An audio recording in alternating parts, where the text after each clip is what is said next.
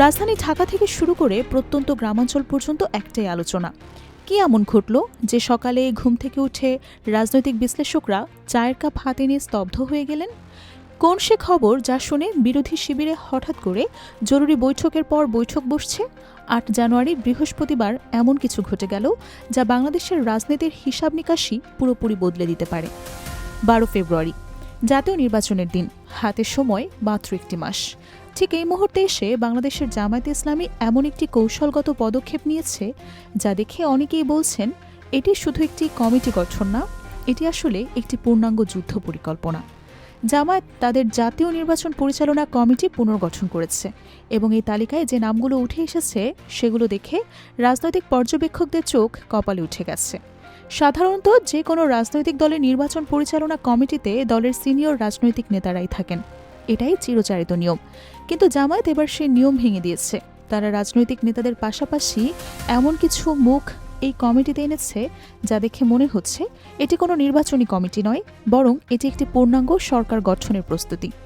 অনেকেই বলছেন এটি একটি মিনি ক্যাবিনেট, আবার কেউ কেউ বলছেন এটি একটি শ্যাডো গভর্নমেন্ট বা ছায়া সরকার। কারা আছেন এই রহস্যময় কমিটিতে, কেন তাদের আনা হলো, এই প্রশ্নের উত্তর খুঁজতে গেলে বাংলাদেশের বর্তমান রাজনৈতিক প্রেক্ষাপট বুঝতে হবে। ৫ অগাস্ট পরবর্তী বাংলাদেশ এখনও ট্রানজিশনাল বা পরবর্তীকালীন পর্যায়ে রয়েছে। প্রশাসন এখনও পুরোপুরি স্থিতিশীল হয়নি। নির্বাচন কমিশন নতুন, মাঠ পর্যায়ের কর্মকর্তারা অনেকেই নতুন দায়িত্বে এসেছেন। এই অনিশ্চয়তার মধ্যেই জামায়াত তাদের সবচেয়ে শক্তিশালী অস্ত্রগুলো মাঠে নামিয়ে দিল। তালিকার প্রথম দিকে যে নামগুলো চোখে পড়ে সেগুলো সাধারণ রাজনৈতিক নেতাদের নয়। এখানে আছেন সাবেক সিনিয়র সচিব মোহাম্মদ শফিউল্লাহ।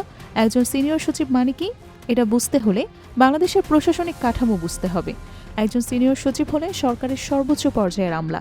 তিনি জানেন সরকার কিভাবে চলে, তিনি জানেন মন্ত্রণালয়ের ফাইল কিভাবে নড়ে, তিনি জানেন কোন অফিসে কোন ব্যক্তির কাছে গেলে কাজ হয়, তিনি জানেন প্রশাসনের রগ রেশা কোথায়।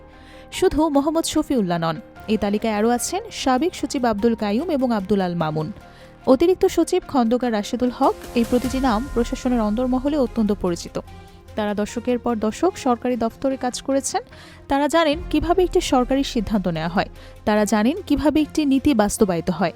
সবচেয়ে গুরুত্বপূর্ণ বিষয় হলো তারা জানেন কিভাবে প্রশাসনিক বাধা অতিক্রম করতে হয়। এখন প্রশ্ন হলো, একটি নির্বাচন পরিচালনা কমিটিতে এই সাবেক আলেমদের কাজটা কি? তারা কি পোস্টার লাগাবেন? তারা কি মিছিলে নেতৃত্ব দেবেন? অবশ্যই না। তাদের কাজ অনেক গভীর এবং অনেক কৌশলগত। রাজনৈতিক একটা কথা প্রচলিত আছে, ভোট শুধু ব্যালট বক্সে হয় না, ভোট টেবিলেও হয়। অর্থাৎ যে প্রশাসনিক প্রক্রিয়ার মধ্য দিয়ে একটি নির্বাচন পরিচালিত হয় সেই প্রক্রিয়া বোঝা এবং সেই প্রক্রিয়ায় দক্ষতার সাথে অংশ নেওয়া অত্যন্ত জরুরি। নির্বাচনের সময় জেলা প্রশাসক বা ডিসিরা রিটার্নিং অফিসার হিসেবে দায়িত্ব পালন করেন। তাদের সাথে কথা বলার জন্য একটি নির্দিষ্ট ভাষা লাগে, সেই ভাষা প্রশাসনিক ভাষা। একজন রাজনৈতিক নেতা যতই জানাময়ী রক্তা হোক না কেন, তিনি হয়তো ডিসির সাথে প্রশাসনিক ভাষায় কথা বলতে পারবেন না। কিন্তু একজন সাবেক সচিব, তিনি সেই ডিসির বস ছিলেন। তিনি জানেন কিভাবে প্রশাসনিক কর্মকর্তাদের সাথে কথা বলতে হয়। তিনি জানেন কোন আইনের ধারা উল্লেখ করলে কর্মকর্তারা সেটা মেনে নিতে বাধ্য হবেন। জামায়াত এই কৌশলটি অত্যন্ত সচেতনভাবে গ্রহণ করেছেন। তারা বুঝেছে আগামী নির্বাচনে প্রশাসন নিরপেক্ষ থাকবে কিনা সেটা একটা বড় প্রশ্ন। যদি প্রশাসন কোনো একটি দলের দিকে ঝুঁকে যায় তাহলে সেটা মোকাবেলা করার জন্য প্রশাসনের ভাষায় কথা বলতে পারা দরকার।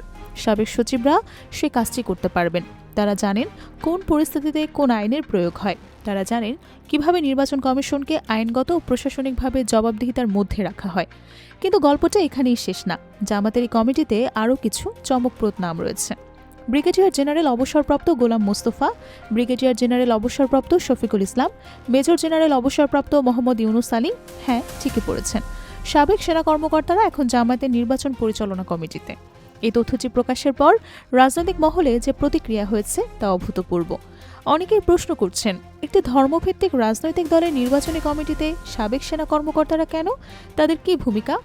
এই প্রশ্নের উত্তর খুঁজতে গেলে বাংলাদেশের নির্বাচনী ইতিহাসের দিকেই তাকাতে হবে। বাংলাদেশের নির্বাচনের সময় মাঠ পর্যায়ে যে পরিস্থিতি থাকে তা অনেক সময় যুদ্ধক্ষেত্রের মতো।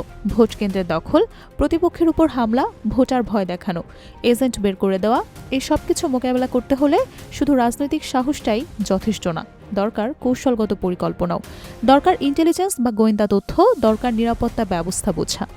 একজন ব্রিগেডিয়ার জেনারেল তার ক্যারিয়ারে হাজার হাজার সৈনিক পরিচালনা করেছেন।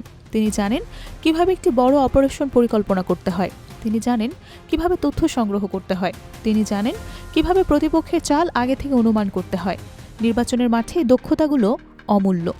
শুধু তাই নয়, সাবেক সেনা কর্মকর্তারা বর্তমান নিরাপত্তা বাহিনীর অনেক কর্মকর্তাকে চেনেন। তারা জানেন সেনাবাহিনী বা পুলিশ কিভাবে কাজ করে। নির্বাচনের সময় যদি আইনশৃঙ্খলা বাহিনী মাঠে থাকে, তাহলে তাদের সাথে সমন্বয় করা বা তাদের কাছ থেকে নিরপেক্ষ আচরণ আদায় করা সহজ হবে যদি দলের পক্ষে এমন কেউ থাকেন যিনি সে বাহিনীর ভাষা বোঝেন। জামায়াত এই হিসাবটি খুব ভালোভাবেই কষেছে। তারা বুঝেছে আগামী নির্বাচন শুধু ভোটের লড়াইয়ে নয়, এটি হবে কৌশলের লড়াই, এটি হবে প্রস্তুতির লড়াই। যে দল সবচেয়ে ভালো প্রস্তুতি নিতে পারবে সেই দল এগিয়ে থাকবে। আর প্রস্তুতি মানে শুধু পোস্টার ছাপানো বা মিছিল করা নয়। প্রস্তুতি মানে প্রশাসনকে বোঝা, প্রস্তুতি মানে নিরাপত্তা পরিস্থিতি বোঝা, প্রস্তুতি মানে সম্ভাব্য সব পরিস্থিতির জন্য পরিকল্পনা থাকা।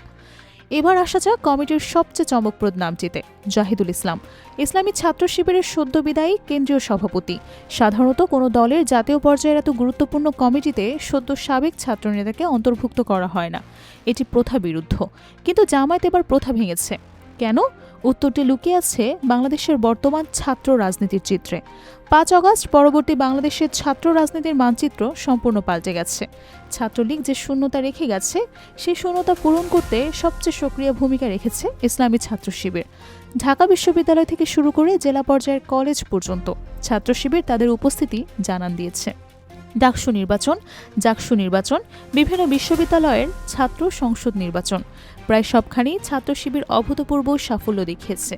এই সাফল্যের পেছনে যে মানুষটি নেতৃত্ব দিয়েছেন তিনি জাহিদুল ইসলাম। তিনি জানেন তরুণদের পালস কি, তিনি জানেন ক্যাম্পাসের রাজনীতি কিভাবে চলে, তিনি জানেন তরুণ প্রজন্মের ভাষা। জামায়াত বুঝেছে আগামী নির্বাচনে তরুণ ভোটার একটি বড় ফ্যাক্টর। 18 থেকে 25 বছর বয়সী ভোটারদের একটি বিশাল অংশ এই প্রথম ভোট দেবে।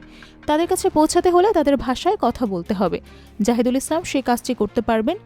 তিনি সেই সেতুবন্ধন যা পুরনো রাজনীতিবিদদের সাথে তরুণ প্রজন্মের সংযোগ স্থাপন করবে। শুধু তাই নয়, ছাত্র শিবিরের একটি বিশাল কর্মী বাহিনী আছে। বিভিন্ন হিসাব অনুযায়ী এই সংখ্যা 50 লক্ষেরও বেশি হতে পারে। নির্বাচনের সময় বিশাল জনশক্তিকে সমন্বিতভাবে কাজে লাগানো দরকার। জাহিদুল ইসলামের ইশারায় সারা দেশের হাজার হাজার তরুণ কর্মী মাঠে নামতে প্রস্তুত। এই শক্তিকে জাতীয় নির্বাচনে কাজে লাগানোর জন্যই তাকে থিঙ্ক ট্যাঙ্কে রাখা হয়েছে। এবার আসা যাক কমিটির নেতৃত্বে। আহ্বায়ক করা হয়েছে সহকারী সেক্রেটারি জেনারেল মাওলানা এটিএম মাসুমকে, সদ্য সচিব করা হয়েছে সহকারী সেক্রেটারি জেনারেল মাওলানা আব্দুল হামিদকে। আর এই দুজনকে বেছে নেওয়ার পেছনে সুনির্দিষ্ট অনেক কারণও রয়েছে।